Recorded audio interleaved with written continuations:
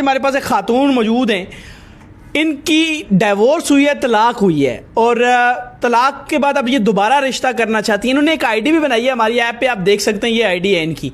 तो अब देखते हैं क्या इनका रिश्ता, क्या इनकी डिमांड है, वो इनसे जानते हैं। अस्सलाम वालेकुम। वालेकुम अस्सलाम। आपकी डिवोर्स हुई है जी मुझे ये बताएं कि आपकी डिवोर्स हुई है, अब आप आगे शादी करना चाहती हैं? जी जी आपने निकाह ऐप पर आईडी बनाई है? जी जी बनाई। ये आपकी आईडी है जो मैंने लगा रहा हूँ, देख लें इनकी ये आईडी भी लगी हुई है।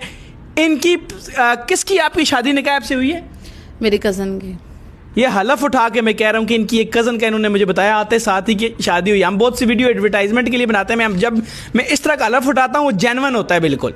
तो इनकी कज़न की शादी निकाह ऐप से फिक्स हुई है और खुश हैं वो? जी जी बहुत खुश हैं वो। तो आप भी अब चाहती हैं कि आपका रिश्ता निकाह ऐप से जी हो? जी मैं किस तरह का शक, कोई एज का मसला तो नहीं है? नहीं, एज का नहीं है, बस इज्जत दे और मेरी इज्जत दे, ठीक है जी। आपको अगर एज किसी की 50 साल है ठीक है, कोई बात नहीं, कोई मसला नहीं है। नहीं। नाज़रीन कह रहे हैं एज 50 भी हो कोई मसला नहीं है, एज 60 भी हो कोई मसला नहीं है, सिर्फ इनका खर्चा उठाने वाला हो।